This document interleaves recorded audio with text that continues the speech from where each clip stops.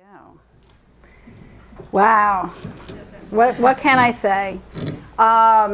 It's a very difficult life being a writer, I have to admit. And the time that you spend alone, locked away writing, it all comes to this moment. I can't thank you enough. It's really overwhelming to see this many people here coming out to support me, knowing that you want to read this book that I put my heart and soul into. So this is what it's about for me, especially now that I'm doing fiction. It's a lot more reclusive than it was when I was out in the field with Joe G. Quinto over there, working on the Ghosts of Long Island book. So thank you all for coming. I do want to make a couple of announcements. We have some cannolis here tonight, which is a theme in the book. Of course, everything I do has to have something to do with food. So I want to thank Johnny Ambrosio for that tonight, and that's the book is dedicated to him. And I think we have, I don't know, the bell downs are probably around here somewhere from Mr. Sausage. And I also would like to have a couple of other thank yous. I'd like to thank Chris Calora, and he may interview some of you, just so you're aware. Chris comes with me everywhere. He works for Long Island Online News, and he realizes what it's like following a crazy author. I put him through all kinds of interesting things. So I want to thank him for covering this event and all of my events. And mostly I would like to thank Bob Klein and Richard Klein of Book Revue. It was about 20 years ago that Bob Klein decided to take a no-name, unknown author and put a sign up in the window. And he took a chance on me, and I promised him that I would bring a lot of people. And I'm still promising him that I will always bring a lot of people into Book Revue. And I just want to thank him for that opportunity, because Book Revue is near and dear to my heart. When I first got my driver's license and I started driving to Huntington to get ice cream, one of my first stops was always at Book Revue. So I remember this place when it was a little tiny store, just starting out, and it's grown into this wonderful establishment. So I'm really, for the independent booksellers and for the family-run businesses, and they have a great thing going here. It was really an honor, so thank you.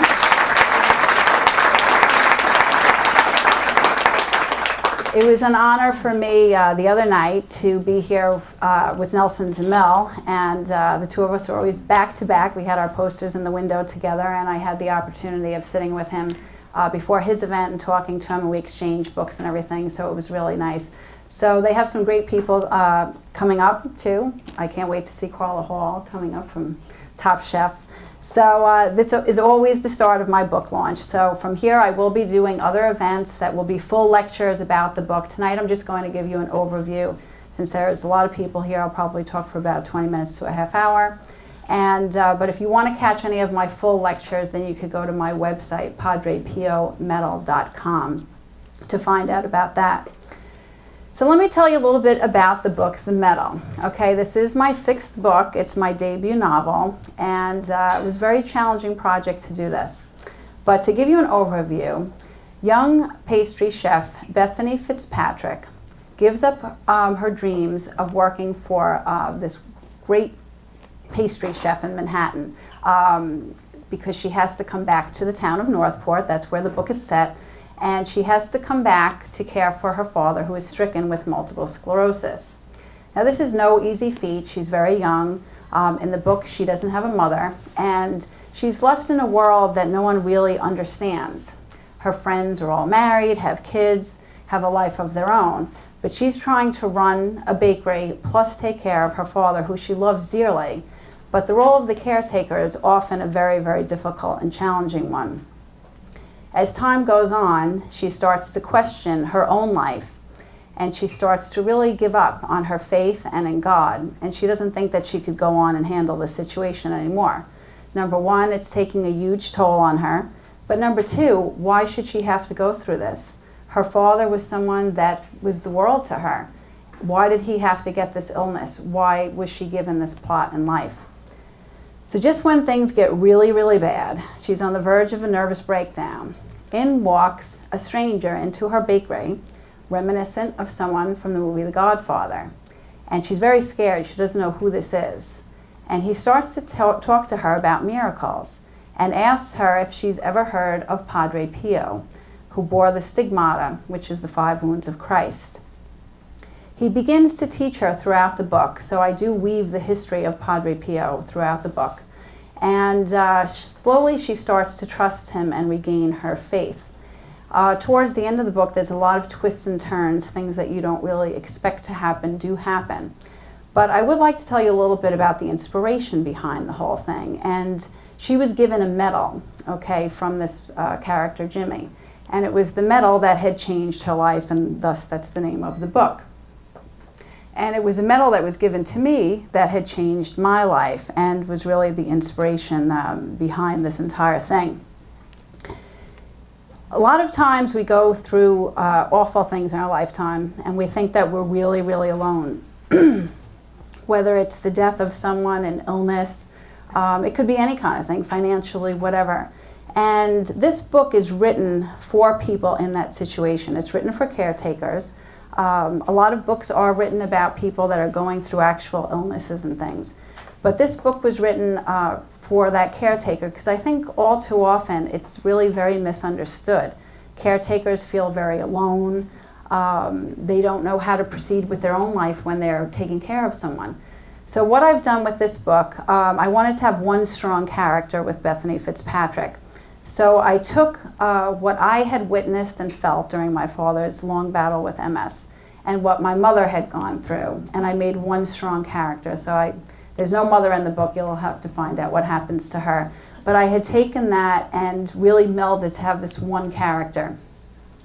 And from there, the story, just proceeds about different things that I experienced. So I can tell you, all the things that happen in this book, they are based on some true things, and there is a miracle that takes place in the book. So when you do read it, know that that actually happened to me. And it was so inspirational that I really felt that I was led to write this particular book. It was a good way to move from the nonfiction books with ghosts into this because I love history, as you know. I always say I'm a historian first and a ghost investigator second. So with this book, I was able to take the information I learned about Padre Pio and weave it throughout the book as told by the character of Jimmy. And so you'll learn all these different things. Now people have said, oh, well, do you have to be Catholic to read this book? No, you don't, because I was given a 5-star rating from Reader's Choice Awards, and the woman was not Catholic, and she said that anyone could read this book because of the inspiration behind it. But also, Padre Pio has influenced so many people. I was speaking to a woman who is Jewish about a week or so ago, who was cured from breast cancer. And she told me that she had learned about Padre Pio and put a prayer card in her wallet and prayed to him. And she swears by it. She swears that it was Padre Pio that had cured him. But the thing to remember, too, we ask God of certain things, and it's not always the way we want it to turn out. But sometimes other things come about that change our lives, people that we meet, situations that we're put in, are meant to be, so we can move on our own journey, because ultimately this lifetime is about our journey, about how we can get through even the most of trying times.